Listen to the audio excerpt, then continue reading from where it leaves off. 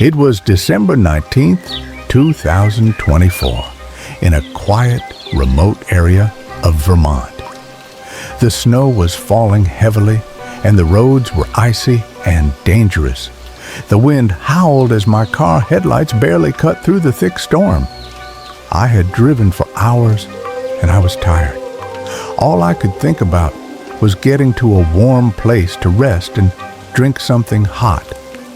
I was driving through an area I hadn't been to in a while. The last time I was here, during summer, it had felt like a peaceful and lively place, but tonight, everything felt different, darker, quieter, and strange. The trees on both sides of the road looked like they were hiding something, and the snow kept falling in thick layers. It felt as though the world around me was frozen in time. My dog, Max, was sitting next to me, normally calm and relaxed. Tonight, he was acting strange. He was stiff, his ears flat against his head, and he kept glancing nervously at the rearview mirror. Every now and then, he would whine softly. Something was bothering him. I looked at the clock on the dashboard. Almost midnight. The storm was getting worse. The snow was falling faster, and the wind was getting stronger. I was starting to get nervous, but I thought to myself, just a little longer, and I'll be out of this storm. Suddenly, there was a loud crash from the woods to my right. Max started barking loudly, his eyes wide with fear. I froze. The sound didn't feel normal, like a tree falling. It sounded wrong. I glanced toward the woods, but all I saw was darkness. I couldn't tell if it was an animal or something else. Max was still barking, and I could feel my heart pounding. I wasn't sure what to do. Maybe it was just the storm making me paranoid. I tried to calm Max down, but before I could, I saw something strange in the distance. There were figures standing in the middle of the road. At first, I thought they were just trees. But as I looked closer, I realized they were moving. 3 tall, shadowy figures, barely visible through the snowstorm. They were standing still, but I could feel them watching me. I felt my stomach drop. Something wasn't right. Max was now growling deeply in the seat beside me, his body tense. I quickly hit the brakes and started to reverse, trying to back away from the figures. But no matter what I did, I couldn't shake the feeling that they were getting closer. I wasn't sure how, but I could tell they were moving toward my car. Then, out of nowhere, I heard a loud knock on the window. I froze. No one should be out here in the storm, and there was no way they could have reached me so fast. But there, on the glass of the passenger window, was a hand. It was pale and long, with fingers that seemed to stretch too far. Max barked like crazy, and I quickly looked away, my heart racing. I wasn't sure if what I had seen was real, but when I looked back at the window, the hand was still there.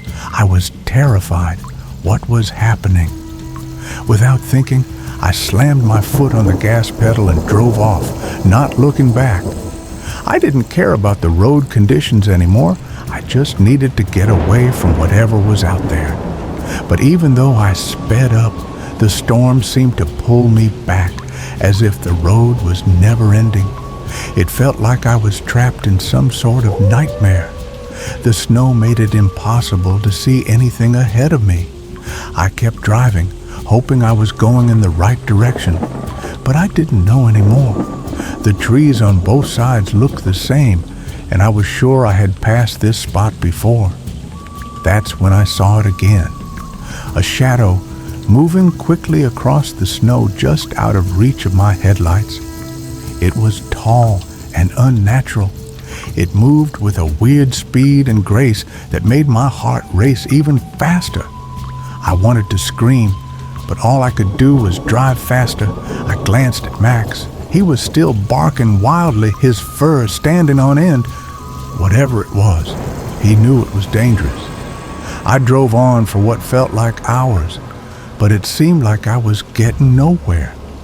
No matter how fast I went, the shadow kept appearing, disappearing, then reappearing. Every time it felt closer. I finally reached a small town, and the storm seemed to let up a little. I parked at a gas station, not sure whether to stay in the car or go inside. My hands were still shaking as I stepped out. Inside, the gas station attendant looked at me strangely when I walked up to the counter. I tried to calm myself down, but the fear still gripped me. I told him about the figures in the woods and the strange hand at my window. He didn't seem shocked. Instead, he gave me a cold smile. "You're not the first person to see them," he said. "It's been happening for years. Some people say the storm brings them out. Some say they're just myths. But others, well, they say the figures are real, and once you see them, they follow you." I felt a chill run down my spine. So it wasn't just me? Other people had experienced this too? The attendant didn't offer any more details, but I understood enough. Whatever it was that I had seen out there in the woods, it wasn't something I could explain. And maybe, just maybe, it wasn't something I should ever try to explain. I never went back to those woods after that night, but every winter since, I still get the feeling that something is following me, just out of sight, waiting for the next storm to come. And every time it snows, I remember the figures in the woods and the cold, pale hand that knocks